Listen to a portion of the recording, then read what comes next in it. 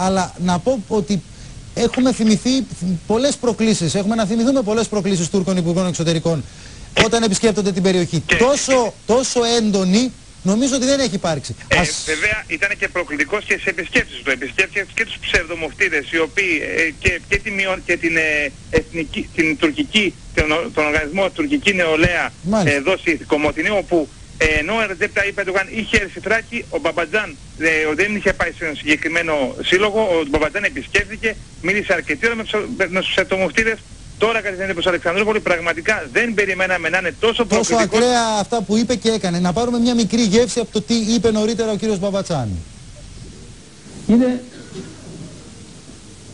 Türk kimliğiyle ilgili, o Türk kelimesiyle ilgili sorunlar var. Bunda farkındayız. Ve diyoruz ki bundan artık hiç korkmaya gerek yok. Açık açık olmalı, kullanılmalı. Korkunun hiçbir faydası yok. Türk kelimesini kullandırmamakla, yazmamakla siz o kimliği yok edemezsiniz.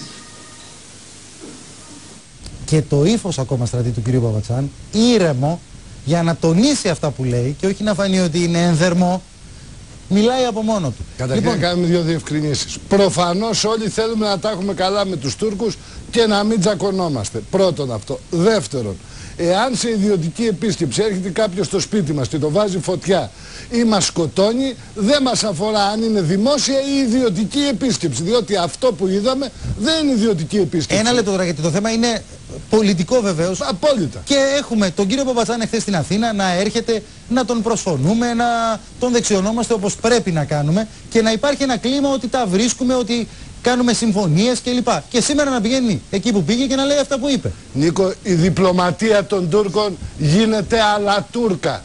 Την ουρά του σκύλου όσο και να τη βάλει σε ένα καλάμι θα βγει στραβή. Δεν θα βγει ίσια. Από την εποχή της προσέγγισης Παπανδρέου Τζέμ με τα Ζεϊμπέκικα μέχρι το Μολυβιάτη που είχε τις προκλήσεις όταν έφτανε στην Άγκυρα και μέχρι και τώρα, όσες φορές η ελληνική διπλωματία είπε θέματα χαμηλής πολιτικής για να μην πάμε στα άλλα που διαφωνούμε, οι Τούρκοι προχώρησαν όχι ένα, 2 και 3 βήματα παραπάνω. Το περίμενε λοιπόν η ελληνική κυβέρνηση? Όχι, έπεσε από τα σύννεφα. Την επίσκεψη στους ψευτομουφτίδες την περίμεναν. Όμως να επισημάνω κάτι, το είπε και ο Μανώλης. Στην Τουρκική Ένωση Νέων Ξάνθης, η οποία είναι εκτός νόμου με απόφαση του Συνταγματικού Δικαστηρίου της Ελλάδος, εγώ κάλυπτα την επίσκεψη Ερντογάν στη Θράκη, ο Ερντογάν πέρασε απ' έξω. Χαιρέτησε αυτούς, δεν μπήκε να τους νομιμοποιήσει. Ο Μπαμπατζάν μπήκε μέσα και τους νομιμοποίησε. Αυτό δεν το έκανε ούτε ο Γκιουλ πριν από 10 χρόνια. Αυτό λοιπόν δείχνει κάποια πράγματα και εμείς δεν βάλαμε καν το θέμα της Χάλκης χθες, διότι έπρεπε να συμφωνήσουμε. Ήμασταν και κύριοι έναντι του ΝΑΤΟ και κάναμε και στρατιωτικές επιτροπές. Αυτό λοιπόν σημαίνει ότι κάθε φορά όλες οι κυβερνήσεις, γιατί είπα και για την πολιτική Παπανδρέου, στο πλαίσιο της προσέγγισης πέφτουν έξω. Το θέμα της Χάλκης ετέθη, αλλά ετέθη από ό,τι φαίνεται δια της πλαγίας στη χθεσινή σύσκεψη. Ο Κάρολος Παπούλιας, Νίκο, μας εξέφρασε, ο πρόεδρος που είναι και άριστος γνώσης. Και έχουμε και μια άλλη περίεργη υπόθεση.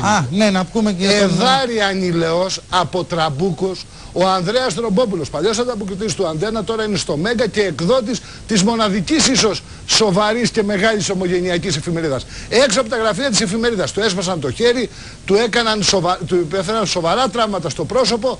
Είναι μια περίεργη τραμπούκικη επίθεση την οποία ασχολείται και το Υπουργείο Εξωτερικών. Να σε ευχαριστήσουμε πολύ, στρατή.